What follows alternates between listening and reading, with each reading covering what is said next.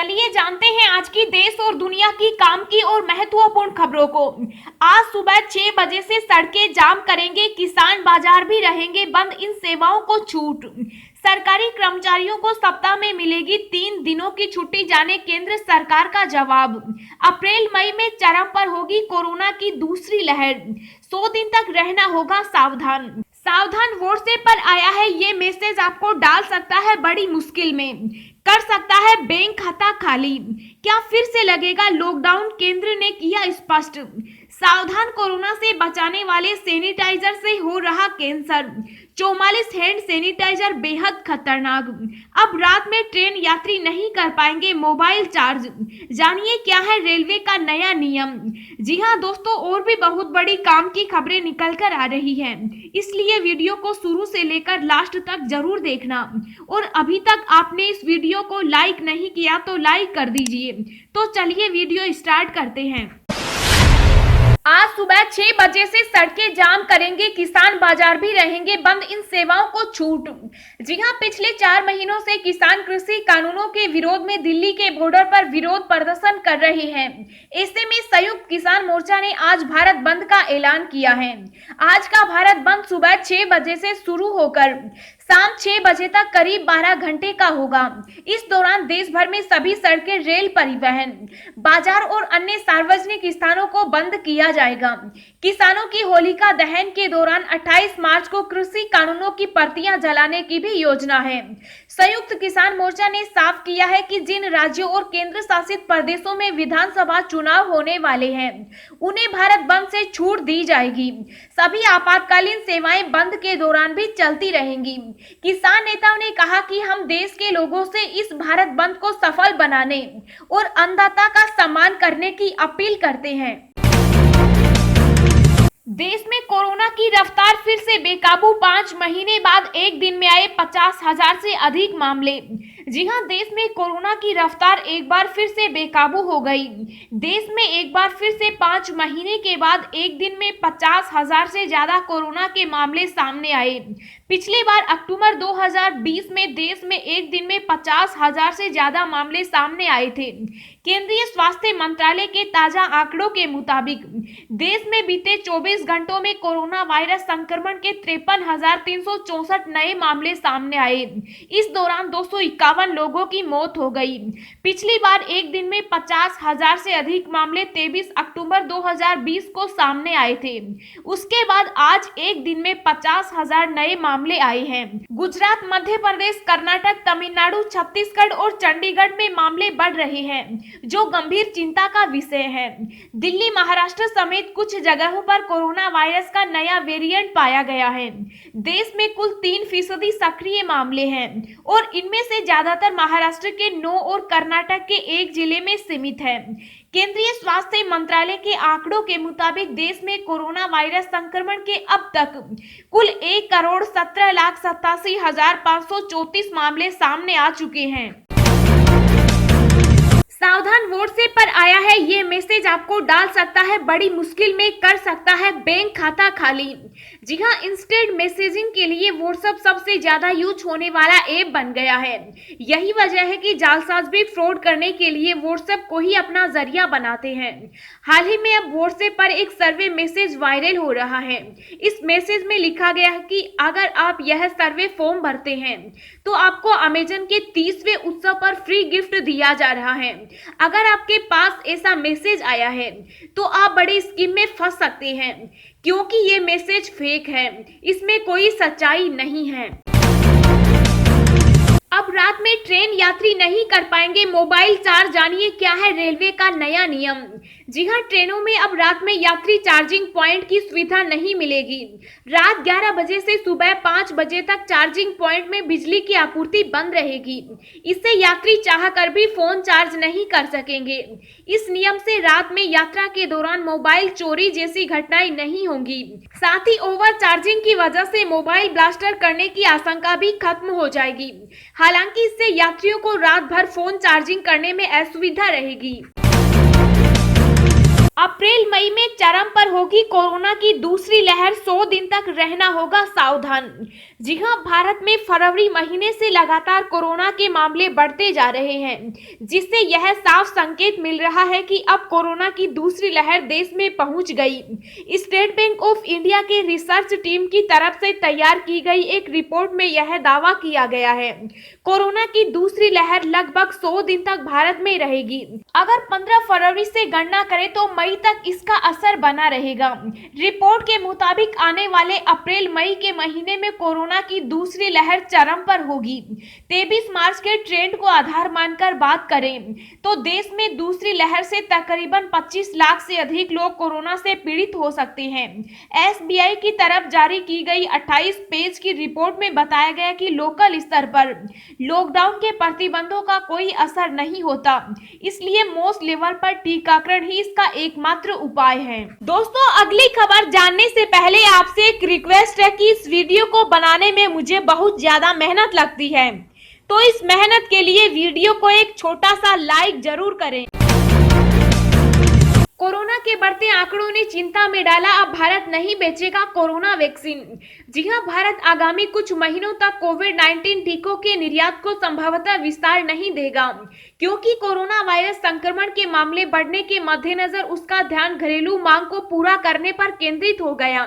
इस घटनाक्रम की जानकारी रखने वाले अधिकारियों ने बताया कि भारत विभिन्न देशों से की जा चुकी मौजूदा प्रतिबद्धताएं पूरी करेगा, लेकिन घरेलू मांग पूरा करने के लिए आगामी कुछ महीनों के लिए निर्यात नहीं बढ़ाएगा। उन्होंने बताया कि 2-3 महीनों बाद हालात की समीक्षा की जाएगी। भारत ने विदेशों में टीके की आपूर्ति करना 20 जनवरी से शुरू किया था। भारत अब तक करीब 80 देशों में टीके की 6 करोड़ 4 लाख खुराक भिजवा चुका है। क्या फिर से लगेगा लॉकडाउन? केंद्र ने किया स्पष्ट। जी हां, कोरोना के खतरे को देखते हुए अब तक कई राज्य सरकारें आंशिक लॉकडाउन का ऐलान कर चुकी। हालांकि पूर्ण लॉकडाउन को लेकर केंद्र सरकार का साफ कहना है कि राष्ट्रीय स्तर पर लॉकडाउन होने की अभी कोई संभावना नहीं है। केंद्रीय मंत्री प्रकाश जावड़ेकर ने एक प्रेस कॉन्फ्रेंस में कहा कि नई गाइडलाइंस का मतलब नए संक्रमणों पर ध्यान देना, न कि प्रतिष्ठानों को बंद करना। अप्रैल के महीने के लिए अपने नए दिशा निर्देश में गृह मंत्रालय ने कहा कि सभी गतिविधियों को अनुमति दी गई है।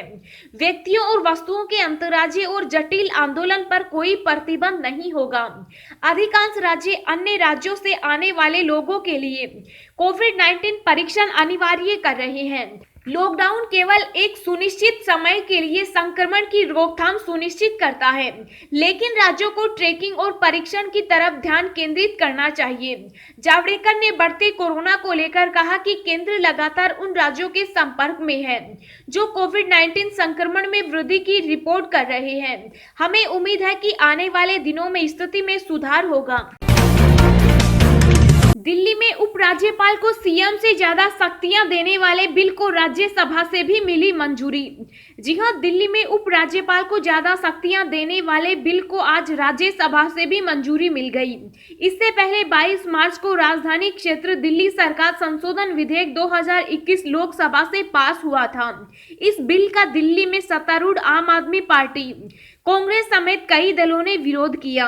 राज्यसभा से बिल को मंजूरी मिलने के बाद दिल्ली के मुख्यमंत्री अरविंद केजरीवाल ने कहा कि भारतीय लोकतंत्र के लिए दुखद दिन है। हम लोगों को अधिकार देने के लिए संघर्ष जारी रखेंगे। जो भी बाधाएं आए, हम अच्छा काम करते रहेंगे। काम न तो रुकेगा और न ही धीमा होगा। वहीं दिल्ली के उप मुख्यमंत्री मनीष सिसोदिया ने कहा, आज का दिन लोकतंत्र के लिए काला दिन है। दिल्ली की जनता द्वारा चुनी हुई सरकार के अधिकारों को छीनकर एलजी के हाथ में सौंप दिया गया। विडंबना देखिए कि लोकतंत्र की हत्या के लिए संसद को चुना गया, जो हमारे लोकतंत्र का मंदिर है। दिल्ली की जनता इस तानाशाही के खिलाफ लड़ेगी। राज्यसभा में विधेयक पर हुई चर्चा का जवाब देते हुए गृह राज्य मंत्री जी किशन रेड्डी ने कहा कि संविधान के अनुसार सीमित अधिकारों वाली दिल्ली विधानसभा से युक्त एक केंद्र शासित राज्य है। सभी संशोधन न्यायालय के निर्णय के अनुरूप है। रेड्डी ने कहा कि संविधान के 239A अनुच्छेद के तहत राष्ट्रपति दिल्ली के लिए उपराज्यपाल की नियुक्ति करते हैं। उन्होंने कहा कि उपराज्यपाल और दिल्ली की चुनी हुई सरकार के बीच किसी विषय को लेकर विचारों में अंतर होता है तो उपराज्यपाल इसके बारे में राष्ट्रपति को सूचित करते हैं। सावधान, कोरोना से बचाने वाले सैनिटाइजर से हो रहा कैंसर। 44 हैंड सैनिटाइजर बेहद खतरनाक।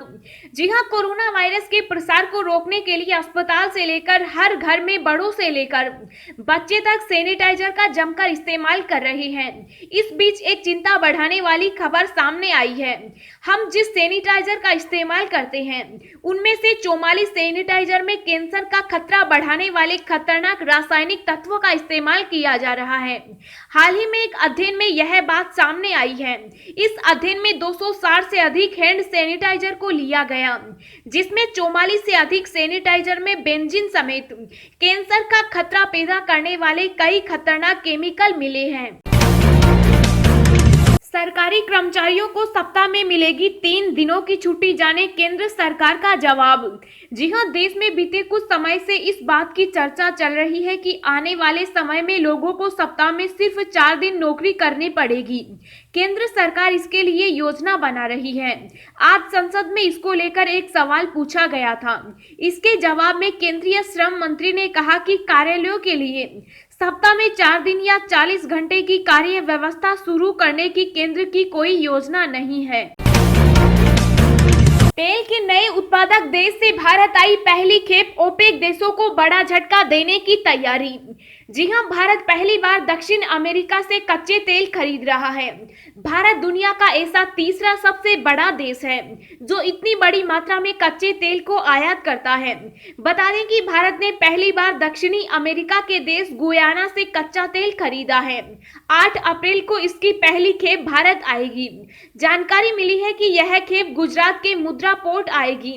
भारत के इस फैसले से ओपेक देशों को बड़ा झटका लग सकता है।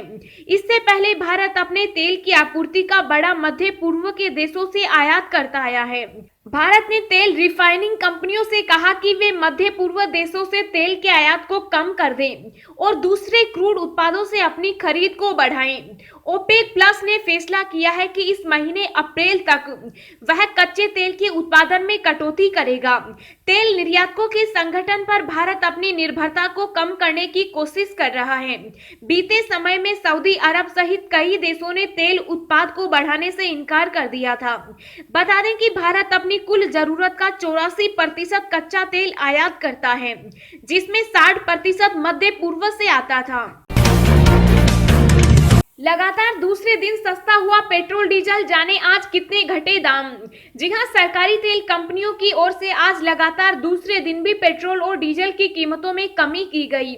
आज डीजल 20 और पेट्रोल 21 पैसे सस्ता हुआ।